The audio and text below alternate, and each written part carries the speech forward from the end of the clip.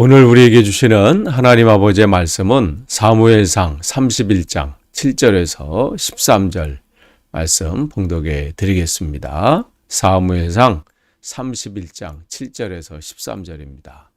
골짜기 저쪽에 있는 이스라엘 사람과 요단 건너쪽에 있는 자들이 이스라엘 사람들이 도망한 것과 사울과 그의 아들들이 죽었음을 보고 성읍을 버리고 도망하매 블레셋 사람이 이르러 거기서 사니라.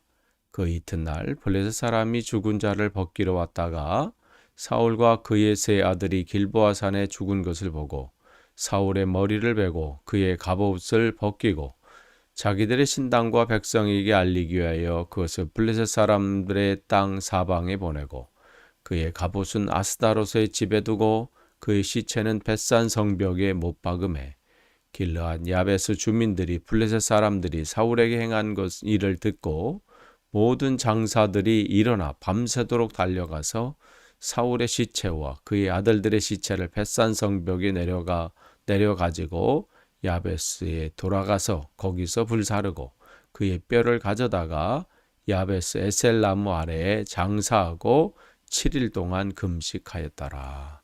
아멘. 네, 오늘 또 이렇게 새벽 기도에 참석하신 여러분들, 또 우리가 계속해서 우리 사무엘상 말씀을 나누는데요. 오늘은 이제 사무엘상 마지막 부분입니다. 31장 7절에서 13절. 신앙의 위계 질서 안에 있는 사람과 그렇지 않은 사람의 모습을 이제 성경은 계속해서 비교해서 우리에게 보여줍니다. 그러면서 31장은 지금 이제 그러니까 40년 전이죠. 사울이 그의 나이 40세에 주님의 택함을 받아서 기름 부음을 받고 또 하나님께서 이스라엘의 초대 왕으로 세웠지만 그가 40년 통치 가운데 이 하나님 말씀대로 온전히 살지 못했기 때문에 지금 그의 나이 이제 80에 생을 마감하는데 비참한 최후를 맞이하게 되는 거예요. 그러니까 그의 삶이 시작은 하나님께 기름을 받았다 할지라도 그것을 놓치게 되면 그의 인생이 얼마나 초라해지고 비참해지는지를 보여줍니다. 시작이 중요한 게 아니에요. 끝까지 가는 게 중요하죠. 그래서 성경은 이 사무엘상 끝을 하나님과의 관계가 끊어지고 자기 소견에 옳은 대로 행한 사람, 그렇기 때문에 결국은 하나님 앞에 간구해도 응답이 되지 않죠. 그러면서 사무엘하가 그러면 그 다음에 하나님께 붙들림 받은 자는 어떠한 그 통치의 모습이 나오는지를 이제 사무엘하에서 말씀해 주고 있습니다. 그런데 여기 보면 7절에 전쟁에서 이제 완전히 블레셋이 승리하고 이스라엘은 패합니다. 또한 왕과 그의 사울의 세 아들까지 이제 도륙을 당하죠. 그러자 그 상황을 본 이스라엘 사람들이 그 땅을 버리고 도망가는 그 성읍을 버리고 도망하는 장면이 나와요. 도망하면 그것으로 끝나는 게 아니라 블레셋 사람들이 이제 거기에서 이제 살게 되죠. 이런 부분을 영적으로 우리가 되돌아보면요, 하나님이 이 허락하신 그 땅을 포기하고 도망갈 때 어떻게 해요? 그곳에 다른 사람들이 거하게 된다는 거예요. 하나님의 거룩한 땅을 하나님의 백성들이 지키지 못할 때 일어나는 상황들이죠. 그러니까 한 사람의 죽음으로 끝나는 게 아니에요. 그 한 사람이 하나님과의 관계가 단절되니까 그것이 자식에게 영향을 주고 또 하나님이 허락하신 그 땅에까지 영향을 주는 그러한 모습들이 나오죠. 우리의 마음과 생각도 마찬가지입니다. 내가 온전히 그것을 지키지 못하고 다스리지 못할 때, 하나님의 은혜 안에 거하지 못할 때 거기가 그냥 공백이 되는 것이 아니라 성경은 우리에게 분명히 말합니다. 다른 것이 차지한다고 말씀하시죠. 예수님께서도 말씀하십니다. 그 집이 소재되고 깨끗하고 소재는 되고 했는데 비어 있을 때 떠나갔던 사단이 7 귀신을 데리고 들어온다는 거죠. 그러면 그 사람의 형편이 어떻게 되겠느냐? 우리에게 말씀합니다. 우리의 마음과 생각을 지키는 것은 중요합니다.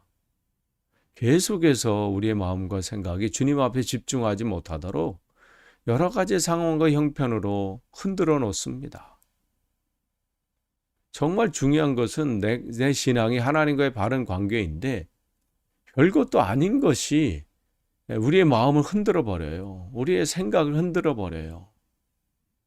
그것이 내 인생이 굉장히 중요한 것처럼 느껴지고 그것이 뭐 내 삶을 흔들어 내 삶의 최고처럼 생각하는데 정말 중요한 것은 내 마음과 생각이 하나님 앞에 온전히 서 있는 거예요. 내 신앙이 흔들린다면 다른 것이 무슨 중요하겠어요. 오늘 우리의 그 모습을 여기서 잠깐 볼 수 있습니다. 그런데 이제 8절서부터 이렇게 보면 블레셋 사람들이 이제 자유롭게 그곳을 오게 되면서 또 이제 블레셋 사람들이 죽은 자를 벗기러 왔다. 이것은 뭐 다른 게 아니라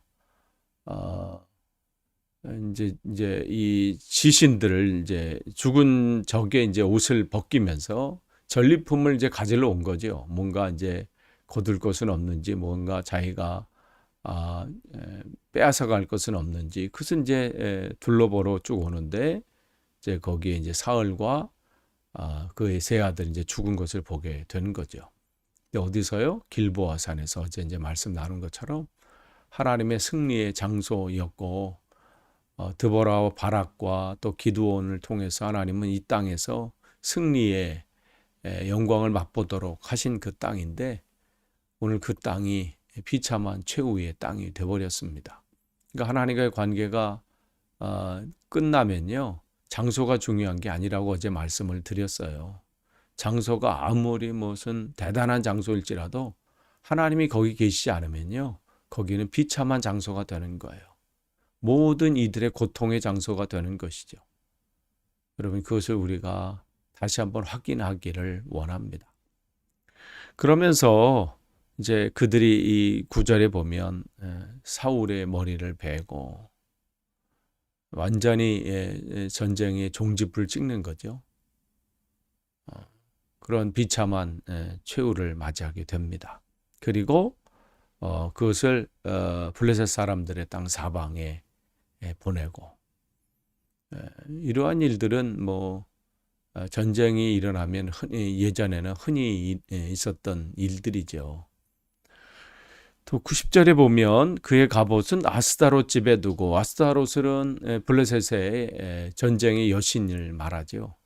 그러면서 이제 그 자기들의 승리를 축하하기 위해서 그에게 이제 그 영광을 돌리는 것이죠. 그래서 자기들의 이 승리가 아스타롯 여신의 승리가 도움으로 승리되었음을 그들이 이야기합니다.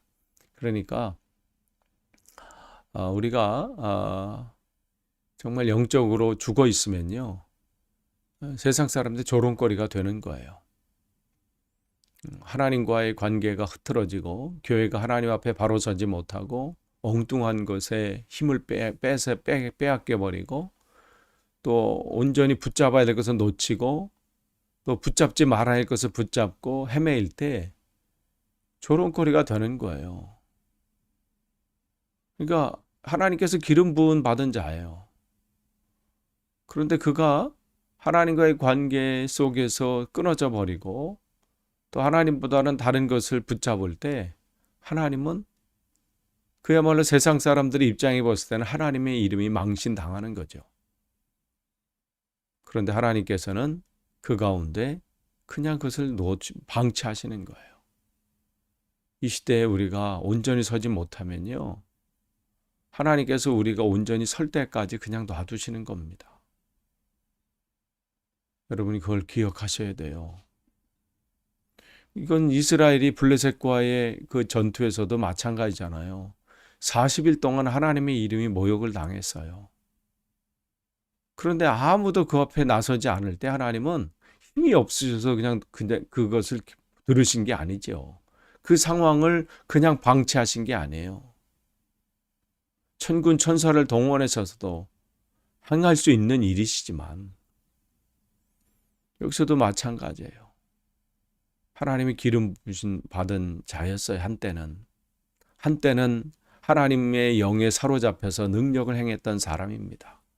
그런데 지금은 초라한 그 결과가 나오게 되지요. 교회도 이럴 수 있습니다.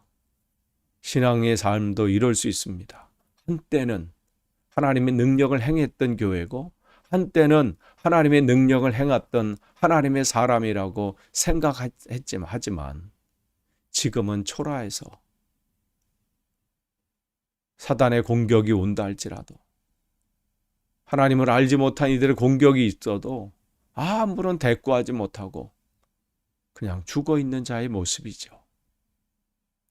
그러니까 그들이 그러한 모습으로 그에게 다가오는 거예요. 11절에 보시면 이들의 모습을 보고 길르앗 야벳 사람들이 이 상황을 보고 소식을 들은 거예요. 사울 왕이 지금 어떻게 됐고 그 자녀들이 어떻게 됐는지. 길르앗 야벳은 예전에 암몬 사람 나하스가 쳐들어왔을 때 사울 왕의 도움을 받았지요.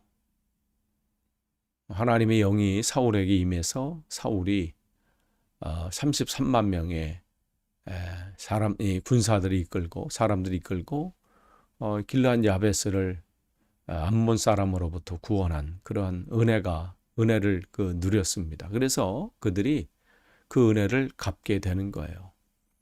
사실은 쉽지 않은 일이에요.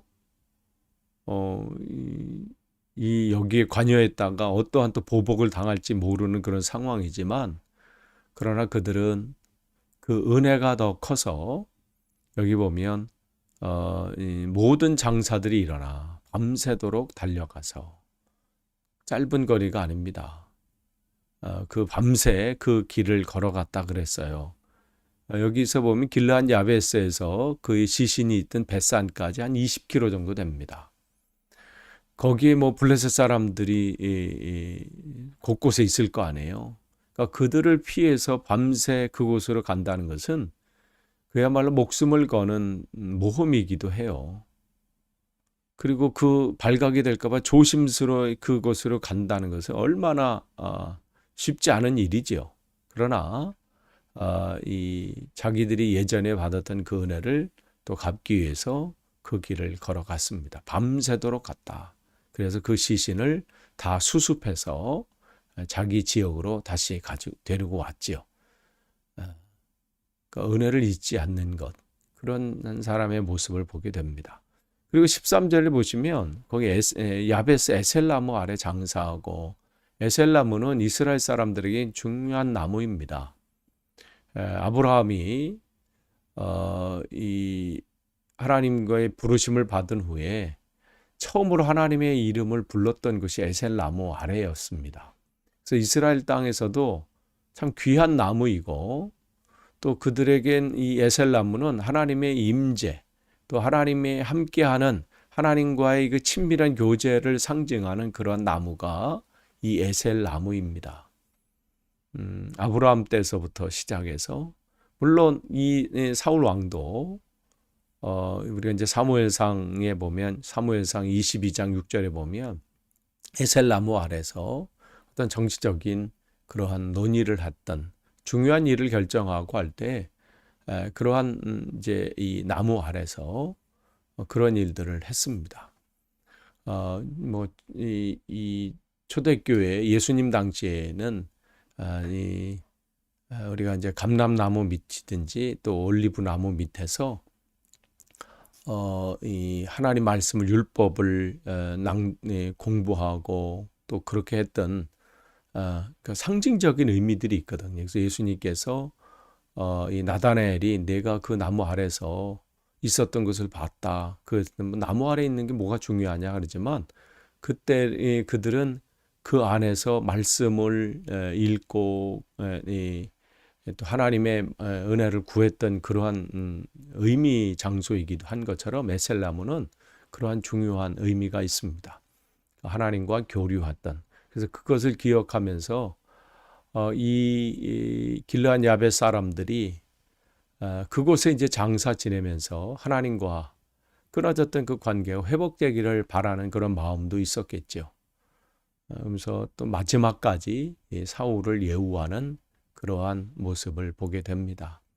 그러니까 예전에 자기들을 이 민족을 살렸던 그 사울 왕을 끝까지 기억하고 또 그 은혜를 또 나누는 그런 인간적인 모습을 보게 됩니다. 이렇게 해서 사무엘상은 끝을 맺습니다. 하나님과의 관계 속에서 어떠한 모습을 우리가 가지고 있어야 되는지를 보게 됩니다. 삶의 시작은 정말 하나님의 은혜 안에 세움을 받았지만 그 관계가 온전히 바로 서지 못했을 때 정말 초라한 정도가 아니라 비참한 그런 최후를 맞이하는 한 사람을 보게 됩니다. 우리의 삶도 되돌아볼 필요가 있어요. 왕년에 내가 어떤 신앙생활했다, 예전에 내가 어떠한 능력을 행했다가 아니라 지금이 중요합니다. 오늘 하루가 중요한 거예요. 그렇게 해서 우리가 하루 오늘 잘 살고 또한 내일도 그렇게 가는 것이죠. 그렇게 하나님 앞에 잘 가는 것이 중요합니다. 오늘도 여러분 그러한 하루 되시기를 간절히 축원합니다. 기도하겠습니다. 하나님 감사합니다. 말씀을 또 나눴습니다. 하나님, 우리의 신앙의 모습이 온전히 하나님 앞에 바로 서길 원합니다. 예전에 그랬던 것이 아니라 오늘 그러한 삶이 되길 원합니다. 오늘 하루 주님 안에서 잘 살기를 원합니다. 그렇게 주님 앞에 잘 가기를 원합니다. 우리의 인생을 하나님 아버지 날마다 점검해서 온전히 하나님 바로 서게 도와주옵소서. 예수님의 이름으로 기도하옵나이다. 아멘.